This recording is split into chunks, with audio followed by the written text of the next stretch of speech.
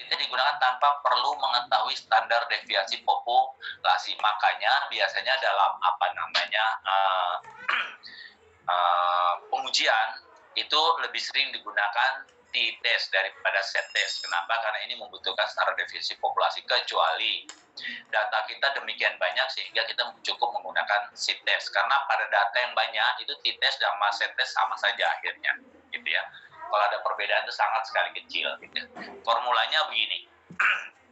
Kita lihat T ini adalah T hitung atau T yang akan kita cari nilai T-nya. X bar itu adalah nilai rata-rata X atau nilai rata-rata yang kita peroleh dari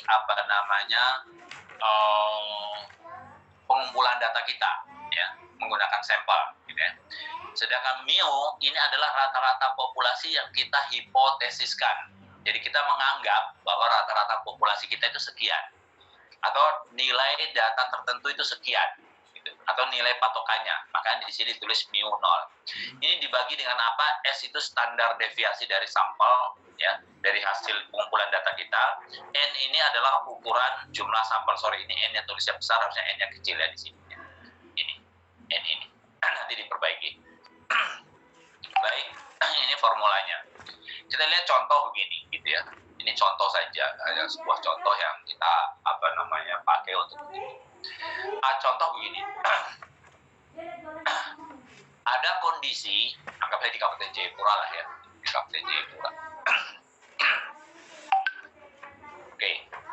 Kabupaten Jayapura itu melakukan produksi kayu gelondongan, gitu, kayu gelondongan. Setelah berkonsultasi dengan dunia usaha dan melakukan analisis, maka pemerintah kabupaten itu menetapkan bahwa produksi kayu gelondongan per tahun itu sebanyak 4 juta meter kubik. Itu berarti dianggap dia akan mencukupi kebutuhan. Entah yang dimaksud itu kebutuhan untuk kebutuhan antara kabupaten dan kota Jayapura, bisa juga, ya, pemikirannya begitu, karena kan kota tidak memproduksi kayu, yang memproduksi kayu kan Kabupaten Kerom, Kabupaten Jayapura, dan kabupaten lainnya, Sarmi dan seterusnya yang berdekatan dengan kota Jayapura. Oke. Itu ada kondisi seperti itu. Maka di dalam di dalam Kabupaten Jayapura itu terdapat 100.000 unit usaha perkayuan, ya, yang mereka melakukan, entah itu unit usaha kecil, agak besar, hampir besar, pokoknya semuanya 1.000 angka saja begitu, ya. Tetapi setelah ditetapkan seperti itu, ada kondisi di mana ada kondisi di mana kenapa sulit orang mendapatkan hasil dari perkayuan. Di Nepal sulit mendapatkan kayu aslinya, kayu gelondongannya, terus mungkin orang-orang yang membangun rumah, mereka sulit mencari kayu dan sebagainya, sehingga timbul ada masalah di dalam permintaan dan penawaran kayu yang ada di kabupaten. Contohnya ada suatu persoalan, kenapa sulit dapat kayu, ya? Maka ada beberapa kemungkinan. Kemungkinan pertama adalah terjadi penurunan produksi kayu. Itu satu. Kita tidak bicara mengenai buruk lain. Satu. Kemungkinan itu. Bisa juga kemungkinan terjadi penyelundupan. Kayu dikirim keluar dan sebagainya. Tetapi yang pertama kita indikasikan kita mau melihat apakah produk kayu gelondongan di Kabupaten Jayapura itu memang sesuai dengan yang sudah ditetapkan. Karena kalau berdasarkan analisis, kalau ditetapkan sebesar itu cukup, maka dilakukanlah survei. Surveinya apa ya? Kita coba menetapkan, gitu. Maka peneliti menetapkan, oke, saya mau melihat apakah produksi kayu gelondongan ini sudah sesuai dengan yang seharusnya atau tidak di Kabupaten Jayapura. Itu ceritanya, gitu. Ya. Maka muncullah suatu penelitian yang penelitian itu ingin melihat apakah setiap unit usaha itu berproduksi, yang produksinya itu akan mencukupi untuk kebutuhan kabupaten. Kalau dia tidak dilakukan yang lain-lain. Dari 1.000 unit perkayuan ini diambillah sampel, gitu ya. dilakukan pengambilan sampel dari 31 unit usaha. Ya. Jadi diambil 31 sampel. Diambil secara random, hasilnya seperti ini. Ini hasil kita mendapatkan. Unit usaha 1, 3, 2, 3, 4, 5, 6, 7, dan seterusnya.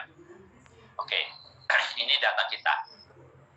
Berdasarkan gambaran jumlah kayu yang ditetapkan, jumlah kuota produksi 4 juta meter kubik dari 1.000 unit, maka kita bisa mendapatkan rata-rata produksi. Kalau dianggap rata-rata sama, maka seharusnya produksi kayu itu rata-rata akan mencapai 4 juta dibagi 1.000 menjadi 4.000 meter kubik setiap unit usaha.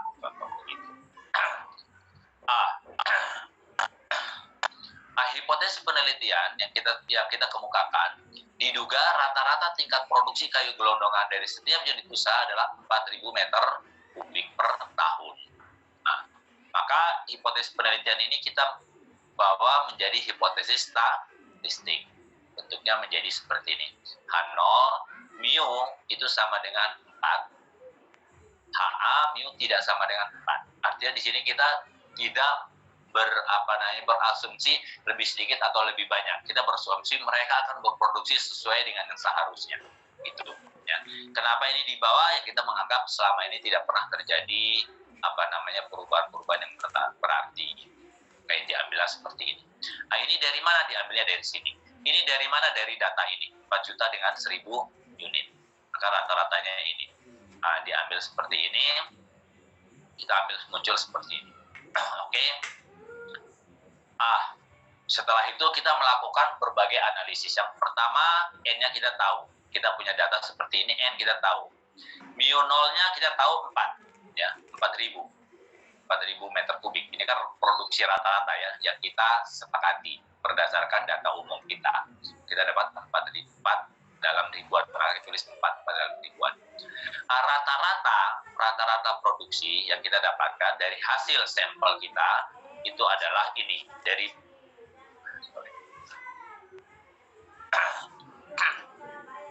sini ya, ini dari kita menghitung ini ya, itu kita dapatkan 4,645 atau kita bilang 4.645 meter kubik. Nah, standar deviasi ini kita menghitung standar deviasi dari kita punya sampel tadi 1,81. Maka T hitung kita adalah T, kita lihat rata-rata sampel dikurangi dengan rata-rata populasi yang kita hipotesiskan dibagi dengan standar deviasi dibagi dengan N. Yang kita lihat di sini berarti 4,645 kurang 4 dibagi dengan 1,81 dibagi dengan 31, akar 31. Nah, kita dapat hasilnya 1,98. Ya, kita lihat 1,98. Saudara lihat di T tabel ya, untuk alfa 0,05 ya. Karena kita mengujinya itu kiri atau kanan, kita lihat ya, kiri atau kanan kita dapatnya dari sini ini. Dan dia menyatakannya adalah tidak sama dengan itu bisa lebih kecil, bisa lebih besar. Berarti akan berada pada posisi kiri dan kanan ya. Lebih kecil kiri, lebih besar kanan. Maka kita menguji dua sisi kiri dan sisi kanan ya. Karena kita menguji dua sisi kiri dan kanan, maka kita harus bagi dua, kita punya signifikansi ini. Berarti 0,05 yang kita sudah tetapkan dibagi dua sehingga kita dapat 0,025. Derajat kebebasannya adalah N kurang 1 atau 31 kurang 1 karena kita punya hanya satu variabel ya. N kurang 1 dapat 30. Maka saudara lihat pada T, tabel T tadi 0,025 pada derajat bebas 30. Itu kita dapat nilai 2,042. Oke, saya coba saya coba ya. Saya coba buka tabel T dulu. Tabel T PDF dari mana? Tabel. Oke.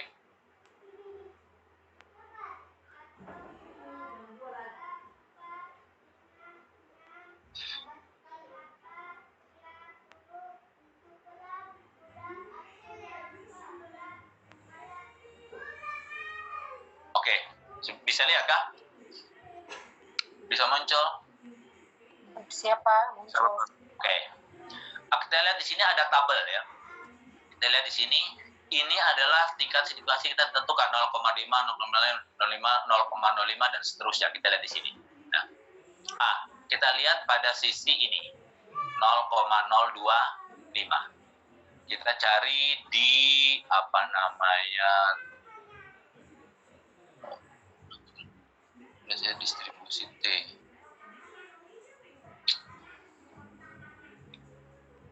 Ya ini. Oke. Saudara lihat di sini.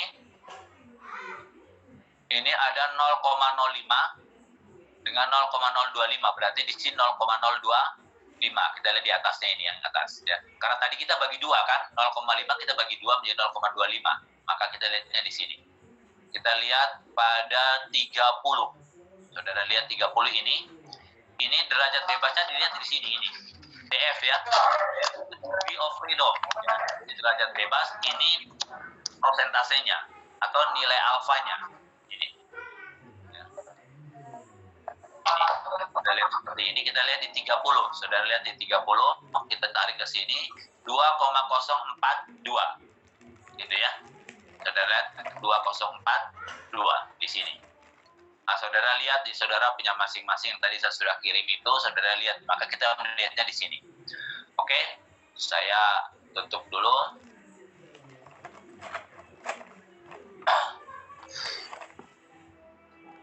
Oh, di mana tadi?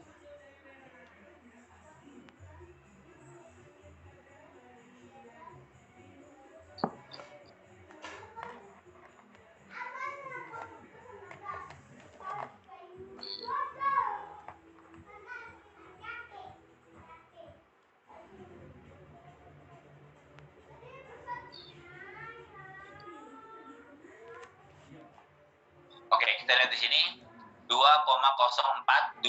Ya, cara melihatnya begitu. Sudah bisa? Kita buat keputusan. Keputusannya bagaimana?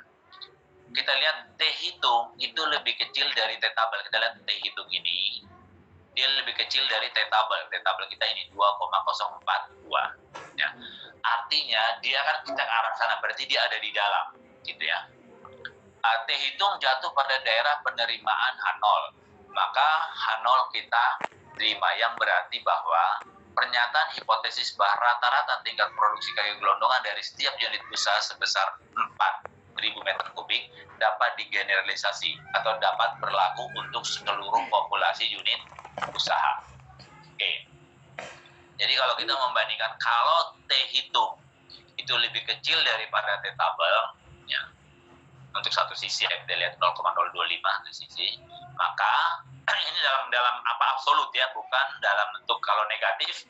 Kalau dia ada posisi negatif, ya biasa pasti dia nilainya lebih ini, maka itu kita berbeda dia punya pernyataannya. Oke. Maka kita lihat di sini T hitung lebih besar daripada T tabel. Ini dalam harga mutlak ya. Jadi kalau kita melihat angka itu angka mutlaknya, kita tidak melihat negatif atau positifnya. Kalau negatif positif itu hanya berada pada sisi mana, gitu ya. Karena dia lebih kecil, maka kita menerima H0. H0 kita terima. H0 kita menyatakan apa? Nah, ini yang perlu kita lihat. H0 kita menyatakan apa? Kita lihat H0 kita menyatakan mu atau rata-rata populasi itu sama dengan 4. Alternatifnya menyatakan tidak. Karena dia menyatakan 4, berarti hipotesis kita itu di sini menyatakan sama dengan, kita lihat, diduga rata-rata tingkat produksi kayu gelondongan pada setiap unit usaha adalah 4.000 atau sama dengan 4.000. Berarti dia diwakili oleh H0, hipotesis kita. Oke. Karena kita menerima hipotesis 0, ya, berarti pernyataan hipotesis kita yang kita kemukakan rata-rata tingkat produksi kayu gelondongan per unit usaha seberat 4 meter kubik dapat digeneralisasikan atau dapat diterima, dapat berlaku untuk seluruh populasi unit usaha. Artinya kita menyatakan kelangkaan yang terjadi di dalam masyarakat itu bukan karena tingkat produksi. Karena tingkat produksinya setelah diteliti ternyata mencukupi. Berarti sekarang baru dilihat yang lainnya apa. Kalau bukan karena produksi berarti ada hal lain. Produksinya cukup, kayu langka. Apakah pengusaha menahan kayu, pengusaha yang memproduksi kayu, atau ada kasus lain? Gitu. Kasus lainnya apa? Oh, ternyata terjadi tindakan tidak benar atau tidak bagus. Ada muncul moral hasad yang tadinya tidak boleh diekspor, ternyata mereka ekspor keluar. Nah, karena diekspor keluar, maka di dalam negeri tidak cukup. Gitu. Itu ceritanya begitu. Oke? Sampai di sini ada pertanyaan atau ada yang kurang jelas?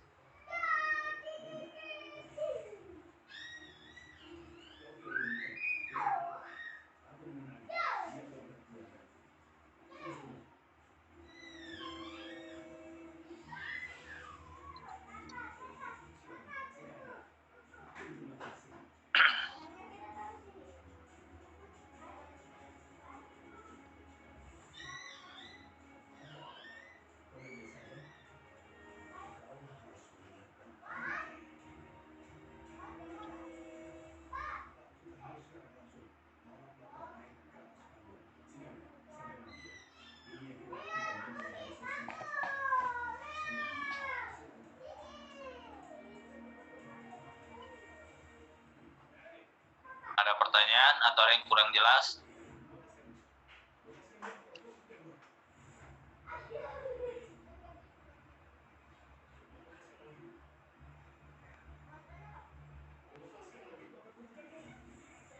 Halo?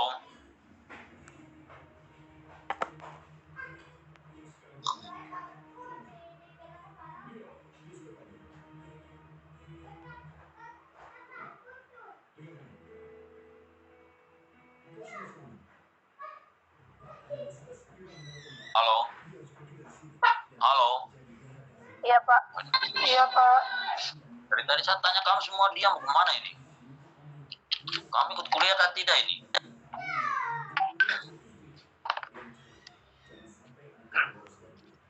Baik, saya anggap saja kalian sudah tahu ya dan mengerti mengenai hal tersebut. Jadi saya lewati. Oke.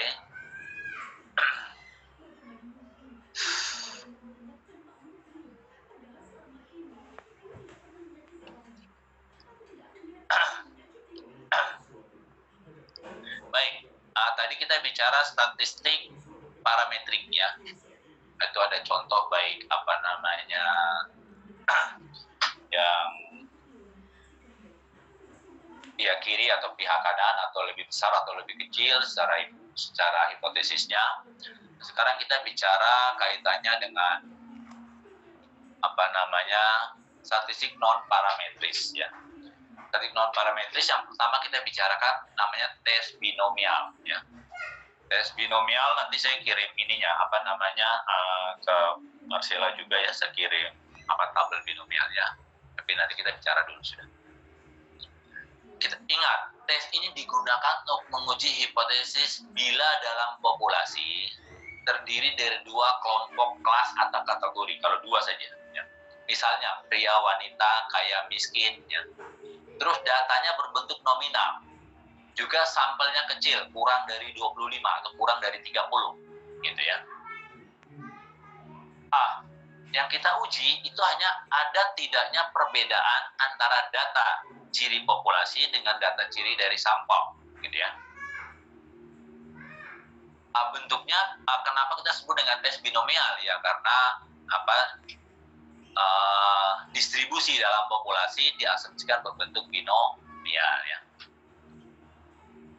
Ini ada dua kategori kelas ya, terdapat satu kelas yang berkategori X, maka kategori keduanya adalah N-min X, dan di mana probabilitas untuk X objek dalam satu kategori N-min X adalah ini ya, ini bentuknya begini. Kita lihat mana P itu proporsi kasus yang diharapkan dalam satu kategori, Q proporsi kategori lainnya ya, sehingga Q itu sama dengan 1 min P.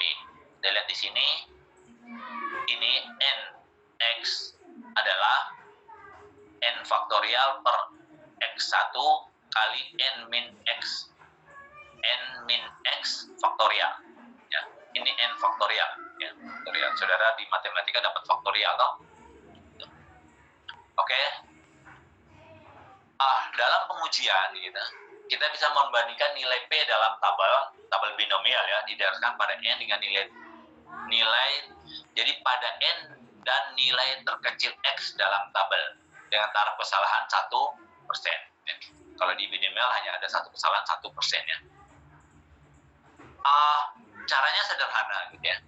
Kita mengerti ada dengan membandingkan nilai probabilitas X objek dengan taraf kesalahan alfa yang kita tetapkan sebesar 1%. Ketentuannya bagaimana? Apabila harga P lebih kecil dari taraf kesalahan, maka H0 kita tolak.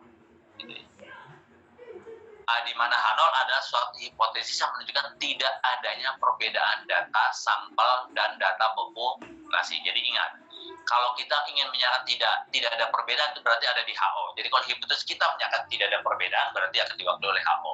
Kalau menyatakan perbedaan, baru diwakili oleh HA. Oke.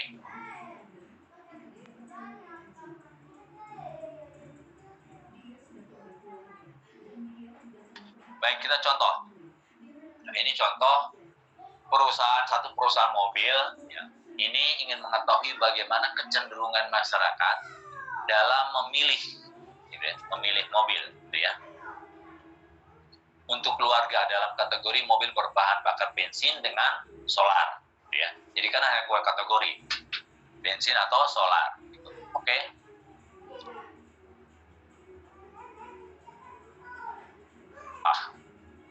Bagaimana baru kita kuliah belum ada setengah jam data habis.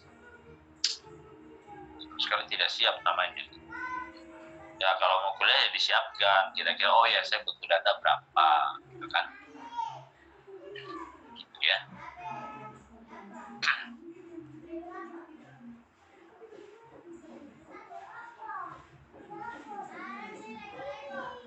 Uangnya berapa?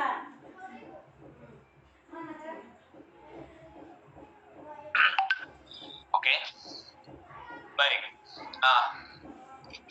Terus berdasarkan pengumpulan data dari 24 sampel, kita ambil 24 sampel ya, yang diambil secara random, diperoleh 14 keluarga memilih mobil berbahan bakar bensin, 10 keluarga memilih mobil berbahan bakar solar, gitu ya. Kita lihat di sini. Hipotesis yang diajukan adalah peluang masyarakat dalam dua jenis mobil adalah sama. Kalau peluang sama berarti 50-50, maka H0 P sama dengan P1 sama dengan P2 sama dengan 0,5. Ini proporsi ya, peluang dan probability, maka di dalam persen. H alternatifnya, maka kita menyatakan P1 tidak sama dengan P2, tidak sama dengan 0,5. Oke. Kita lihat hasil kita dapatkan mobil berbahan bensin 14, frekuensinya 14, mobil solar 10, jumlah 24. Kita ambil dari sini ya. Oke. Taraf kesalahan ditetapkan 1%, 0,01. Dari data dikutip frekuensi terkecil adalah 10. Ini frekuensi terkecilnya. Dengan taraf kesalahan 14. Berdasarkan data tabel X dalam tabel binomial, N sama dengan 24 dan X 10, ya kita lihat koefisien binomialnya ini. Ya, kita lihat. Oke, saya akan tampilkan 0,71, tapi tabelnya biasa beda-beda. Ada yang sudah ditetapkan 0, ada yang belum. Kalau belum berarti dia masih masuk di 0,271. Ya. Kita lihat keputusan harga P lebih besar dari alfa, 0,71 itu lebih besar dari 0,01. Maka H0 diterima, yang berarti kecenderungan masyarakat dalam memilih mobil berbahan bakar solar dan mobil berbahan bensin adalah sama. Walaupun di hasil kita itu berbeda, tapi dianggap sama, belum terjadi perbedaan yang signifikan. Jadi pernyataan kita itu sebenarnya mungkin ada perbedaan, tapi perbedaan itu tidak signifikan. Dianggap 14 dengan 10 itu belum merupakan perbedaan signifikan secara statistik. Jadi seperti itu. Oke, kita lanjut lagi. Nah, ini Chi kuadrat ya. Chi kuadrat sampel adalah teknik yang digunakan untuk menguji hipotesis dalam populasi terdiri dua kelas kategori atau lebih, di mana datanya berbentuk nominal dan sampelnya besar, berarti dia lebih besar dari 25, 30, 40, 50, 60, dan seterusnya. Rumusannya ini Ini Chi kuadrat atau Chi, ada yang menyebutnya ya Chi kuadrat atau Chi square, sama aja ya. Ini jumlah dari I sampai K, ini menunjukkan IK ini apa namanya, menunjukkan kategorinya. Ini frekuensi observasi, sedangkan ini frekuensi harapan atau frekuensi yang diharapkan. Kuadrat dibagi dengan frekuensi harapan, gitu ya. Oke. Contoh begini. Pemerintah akan meluncurkan 2 buah paket program pemberdayaan ekonomi rakyat, yaitu paket A dan paket B, ya. Untuk lebih memahami keinginan masyarakat, maka pemerintah melakukan survei dengan mengambil sampel random sebanyak 300 orang, di mana hasilnya dijadikan sebagai dasar memutuskan paket program pemberdayaan mana yang akan diluncurkan. Dengan hasil survei, 200 memilih paket A dan 100 memilih paket B. Gitu ya. Hipotesis 0, P1 sama dengan P2 sama 0,5. Peluang kedua paket untuk dipilih adalah sama. Gitu ya. Peluangnya sama. Untuk H alternatif, peluangnya tidak sama. Jadi kita anggap sama atau tidak sama. Karena di dalam Chi square itu hanya menyatakan sama atau tidak sama.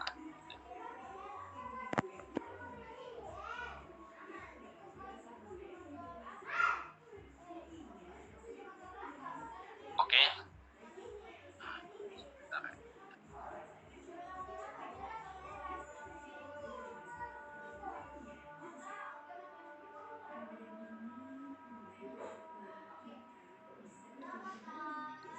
Baik. Ini hasil kita sudah dapatkan di sini, maka kita mau, ini tabel perhitungannya ya. Kita lihat paket program A, frekuensi observasi 200 diambil dari sini. Paket program B 100. Di sini jumlahnya 300. Halo? Bagaimana? Halo? Oh, tiba-tiba hilang. Oke, kita lanjut kalau begitu. Kalau yang mau bicara nanti langsung saja ya. Oke. Ini hasil observasi. Observasi itu artinya kita hasil survei kita. Jadi 200, 100, jumlah 300. Frekuensi harapan kita lihat di sini pada peluang. Peluangnya yang dipilih sama atau tidak. Kalau kita menyatakan sama, maka di sini frekuensi harapan 150, frekuensi harapan 150. Karena masing-masing 0,5 ya. Kita lihat di sini catatan jumlah frekuensi harapan adalah sama, masing-masing 50% dari seluruh sampel. Jadi frekuensi harapan kita sama. Kecuali di sini kita sudah menetapkan seperti bahwa frekuensinya berbeda. Itu maka nanti kita menetapkannya gitu. Oke. Tabel penolong perhitungan seperti ini. Kita lihat ini frekuensi harapan, ini frekuensi observasi, ini frekuensi harapan. Kita lihat di dalam rumus kita ada, di dalam rumus yang kita ini, kita lihat di sini ada F, frekuensi observasi dikurangi frekuensi harapan, gitu ya. Maka kita lihat di dalam tabel penolong, frekuensi observasi dikurangi frekuensi harapan, di sini dapat 50, di sini 100 kurang 150 berarti negatif 50. Frekuensi observasi dikurangi frekuensi harapan kuadrat, kita dapatkan 2500, 2500. Kita bagi menjadi 16,67. Inilah kita jumlah menjadi 33,33 ya. Maka kita lihat harga Chi kuadrat dari perhitungan dengan rumus ini itu adalah 33,33. Karena ini kan jumlah toh. Jumlah kan ada paket 2 paket, jadi jumlahnya 1, 2 ini saja. Oke. Kita lihat seperti jumlah kolom terakhir ini. Keputusan, dalam mengambil keputusan menerima atau menolak HO dilakukan dengan membandingkan Chi kuadrat hitung dengan Chi kuadrat tabel dengan derajat bebas DK dan dalam derajat dan taraf kesalahan tertentu. Jika X kuadrat hitung lebih kecil dari X kuadrat tabel, maka H0 diterima. Jadi, kalau dia lebih kecil, maka diterima. Untuk derajat bebas ditentukan dengan melihat kebebasan dalam menentukan kolom frekuensi harapan setelah disusun dalam kategori seperti ini. Ya. Kita lihat, ini kategorinya A, B, M, N, ya, A plus B, M plus N. FH, maka kita memiliki kebiasaan dalam menentukan frekuensi harapan. Frekuensi harapan kita adalah M plus N, yaitu kebebasan menentukan M atau N jadi di sini K sama dengan A. Kebebasan itu sama dengan A ini. Berdasarkan DK A-1 sama dengan 2 kurang 1. Karena apa? Karena kategorinya itu hanya ada 2. Itu maksudnya. Ya. Kita lihat seperti itu. Di mana K itu jumlah kategori. K itu jumlah kategori. Kita punya kategori kan hanya ada 2 ya. Program A dan program B. Ya. Itu. Dan kita lihat alfa kita 0,05. Maka kita lihat pada harga K kuadrat tabel. Saya kirimkan tabelnya juga ya. 3,841 ya. Kita lihat seperti ini. Karena X hitung lebih besar daripada X tabel, kita K kuadrat hitung kita itu adalah 33,3, itu lebih besar dari 3,841, maka H0 ditolak. Yang berarti masyarakat cenderung menganggap tidak sama kedua paket program tersebut, sehingga peluang dipilih kedua paket tadi oleh masyarakat adalah tidak sama. Jadi kita menganggap paket itu tidak sama pilihannya. Hasil dari penelitian menunjukkan masyarakat cenderung memilih pemberdayaan program paket A. Ini, kita lihat di sini, ini. Masyarakat cenderung pada A. Kita lihat dari sini jumlah observasi lebih banyak. Oke. Oke. Kalau kita sudah menetapkan program paket A, gitu ya, kita sudah dapatkan. Dalam kebijakan itu tidak berarti kita menyatakan paket B tidak usah. Ini kita perlu melihat lebih dalam. Lebih dalam kenapa? Kita melihat ciri mereka yang memilih A itu seperti apa. Program A seperti apa, ciri seperti apa. B yang memilih B itu mereka cirinya seperti apa, terus apa atau karakteristiknya seperti apa, terus program B karakteristiknya seperti apa. Sehingga kalau dua program itu karakteristiknya pada dasarnya sama, maka bisa kita menyatakan bahwa lebih baik kita memilih A saja. Tapi kalau memang kedua ciri program tadi memang ada hal yang memang sangat berbeda, dan ternyata pilihan masyarakat itu memiliki karakteristik yang berbeda, berarti masyarakat yang memilih A itu kita kelompokkan dalam satu karakteristik, B satu karakteristik. Dalam kebijakan pemerintahnya tidak harus hanya dilakukan satu program, bisa saja dua program dijalankan, tetapi dengan melihat karakteristik masyarakat yang memilih. Seperti, ternyata masyarakat di wilayah pesisir, anggap saja ini budidaya. Nah, maka kita melihat bahwa, masyarakat apa yang cenderung lebih banyak mengambil bahan dari alam, berarti dia mengambil program A, contoh. Sedangkan program B-nya, mereka yang cenderung melakukan budidaya, maka itu dikebek ke belakang B. Jadi bisa. Jadi kesimpulan, saran terhadap suatu penelitian itu harus melihat lebih dalam, tidak sekedar kita menyatakan karena dianggap tidak sama berarti ya sudah, gitu ya. Oke, saya kira seperti itu. Baik, itu pertemuan kita untuk hari ini.